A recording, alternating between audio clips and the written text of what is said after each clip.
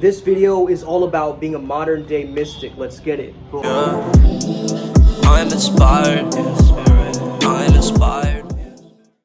Hey there guys, how's it going? My name is Sumit Chatterjee from the Flow Zone Academy, and I'm a flow state coach, which means that I help you feel better and perform better. Today I'm talking about how to be a modern day mystic, okay? Now the first thing to understand is what you define by mystic, right? A mystic is somebody who uses very, very sacred technologies, okay? Now the modern day mystic has got to be a master on a modern day technology as well, like some app on the smartphone, some electronic device. It could even be just, some form of technology in terms of how they're applying it to their internal world, right? It doesn't have to be an external technology. However, I just want you to understand that the mystic is the one with all the tools, okay? All the tools, all the techniques, all the technologies, all the tactics, all the strategies, that is the mystic. First of all, you've got to get a competence and a skill set in a particular craft or a particular industry or niche that you belong to.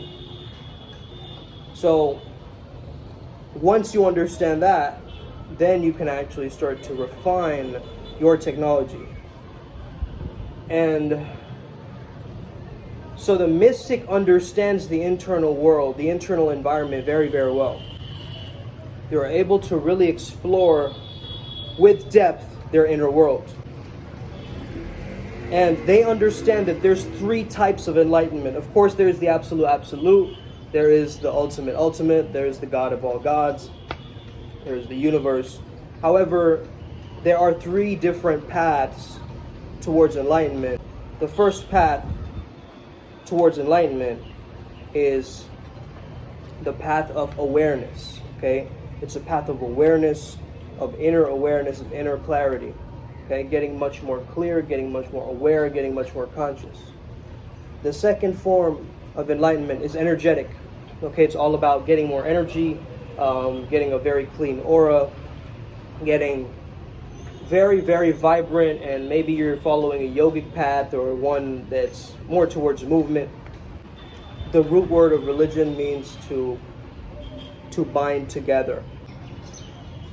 Yoga means union. So to start to understand that they both have the initial essence is the same, but it's a different path, right? These are two different paths, and the way it's practiced in the East and the West are also very, very different, okay? I would say the energetic principle is much more in the East, how we practice it with, things like Qigong and yoga. As I know in the West, there's maybe perhaps Wilhelm Reich's bioenergetics, or I don't know, CrossFit. That doesn't sound too spiritual to me. The last one is a visionary enlightenment. Okay, visionary meaning it's through the visuals, seeing the unseen, right? The invisible worlds. This would be more towards the exoteric or the Gnostic religions or the Western traditions. Believe more in towards, seeing these things and, focusing more on the visualization and the guided visualizations and, seeing these different realms and dimensions and things like that. So these are three ways, but under the umbrella of the absolute, right? So the mystic understands that there are these different ways. Now, as a mystic, you can combine a lot of these together, right? You can do a little bit of a movement practice, right, which is energetic. Maybe you're even doing a breathwork practice, right, which is energetic. And some form of inner technology. Maybe you're doing Sadhguru's inner engineering. Maybe you're doing, Wim Hof. You're doing some form of inner technology, right?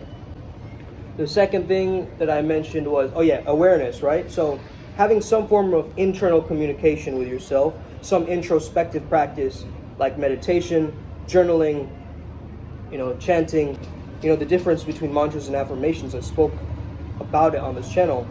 However, the main difference is a mantra is something that is very sacred, right? Like so hum, I am that I am is a mantra, whereas an affirmation is like a repeated sentence. Mantras are there to affect the metaphysical world, and affirmations are there to affect the physical world. chanting is really powerful, you know. I remember in school, I would doodle as the teacher was talking a lot of times. And I remember getting scolded at a lot of times when I was doing that. Because we live in a culture that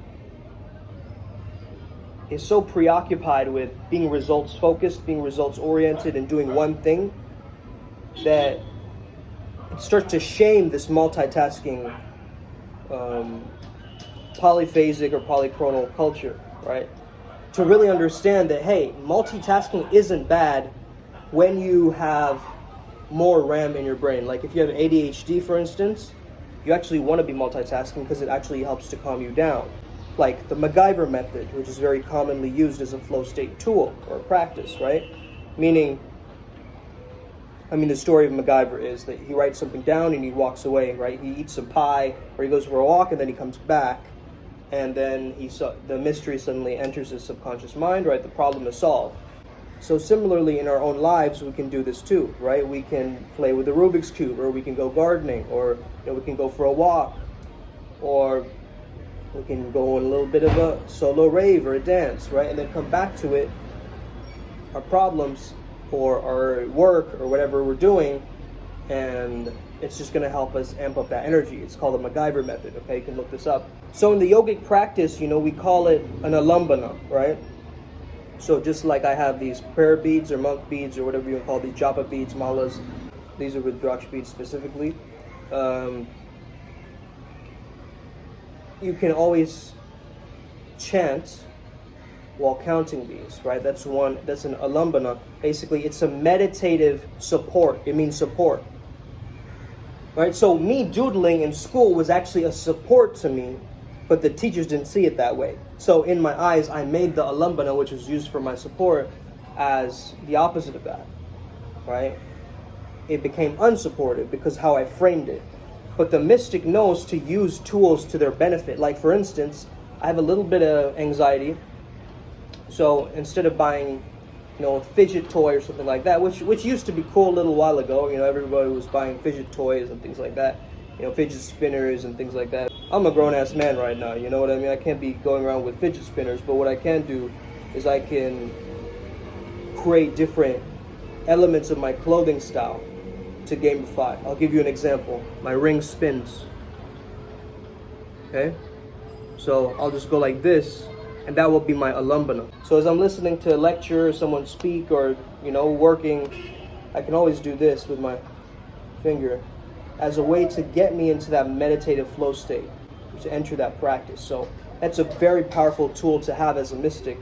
And you can do this with, maybe a piece of jewelry that you, like having this, like let's say you have this in your hand, right? As you're watching a movie or a video, you'll notice that sometimes doing this or fiddling with something will actually help you calm yourself down, calm down your anxiety, right? Calm down your stress. And a modern day mystic knows how to do this, right? They know how to use their weaknesses as strengths. Essentially, the modern day mystic is also the modern day alchemist. Now, there is an issue where you can either have a dormant part of this energy where you start to become very secretive, okay? So the mystic in his secrecy doesn't want to share any of the secrets of the universe with the world, right? They just want to keep it, hoard all that information towards themselves and think that, they're like the dark wizard, right? They believe that, I will never share my secrets with the planet, right? Like if I were to do that, I wouldn't be making these videos for you guys, right? If I have that mindset of like the dark wizard or the secret wizard, I'd just be holding, that's why it's called occult knowledge, right? Or esoteric knowledge. It's like not shared by a wide group of people, as very secretive and hidden. And the more hidden you keep it, we're only as sick as our secrets, so the more you hide behind these tools and things like that, you start to get much more wrapped up in your own ideologies and beliefs, and starts to really eat you up inside, right? So that's the dark wizard. And then of course there's the amplified wizard who gives unsolicited advice. Also they're very manipulative, right? So they'll use tools towards their own benefit. They're probably masters of persuasion, influence, and things like this, but they do it for a very, very selfish means. Now, I understand for a modern day mystic, if you're going to be selfish for the cosmos. Okay? Now this is going against a regular idea, but be selfish for the planet. Meaning, if you're going to be selfish at all, be selfish for others and be selfish for your service, right? For me, I might be selfish for just my community, or somebody else might be selfish for just their family, right? And someone else might be just selfish for themselves. So it's important as a mystic that you become selfish, but for the cosmos, for the entire universe, because you are carrying that vibrational frequency. You're helping people enter a higher state of consciousness through your mysticism, right? That is what path you're following, right? You could be following the Sith path, but on this channel, we're the Jedis, right? So we're following the light path. And as long as you're working with unconditional love, you know what to do with it. A lot of people ask me, like, Sumet or Sum, how do I work with spirit guides and like different entities and things like that? Well, the thing is, you have to just raise your awareness and consciousness. They're already around us. Your spirit guides are already there. You just have to become aware of the intuition, the imagination, the synchronicity. The last thing that I want to leave this video with is to really understand something. The mystic is not scared of the past and the future and the present moment. They're not afraid of any of the timelines, okay? Because they're constantly hopping timelines. To the mystic, the past is just a library, and the past is the bedrock of your memory, which is the bedrock of your karma, right? So your generational strengths are there, your genetic memory is there, right? If you have a particular skin color, that's your genetic memory, right? Or your ethnicity. Then you have your evolutionary and your ancestral memory. Then you have your emotional memory. Then you have your memory from your past lives. You have your memory for your future lives, right? So that is the bedrock, right? Your memory is like the bedrock of where you came from. So if we start to shame it and be like, oh man, generational trauma, this thing, man, my family's terrible, this, that, we start to really beat ourselves up, right? Because there's so much negativity in culture that as a mystic, you might just be absorbing everything, right? Absorbing all the negativity, absorbing all the news, absorbing all the media, and just getting very wrapped up in your own head. Whereas the opposite is actually beneficial to you, right? You want to actually embrace the positive and have that pull you forward. And also the future, you're not scared of the future because you understand that the future is within your creation. So as a mystic, you become a master manifester, right? As a modern day mystic, you understand that the future is your imagination. But what a lot of us do is we become anxious of the future and we start to get into a negative imagination. And as Seneca says, I believe, we suffer more in our imagination than we do in reality, right? And so that's the thing, is like, when you use your imagination in a negative way, you start to create a negative reality. And the mystic knows this. So they consciously put mental cues, they try to change the images in their mind, the actual images in the mind, right? If I say don't think of pink elephants, you think of pink elephants. So what do? Tell myself what I do want to think about, right? This is a very powerful practice. It's going to really get you to understand the powers of the mysticism and being a modern day mystic. So I hope this video helps you out today. Have an incredible day. May the flow be with you and stay legendary. Let's get it. Boom.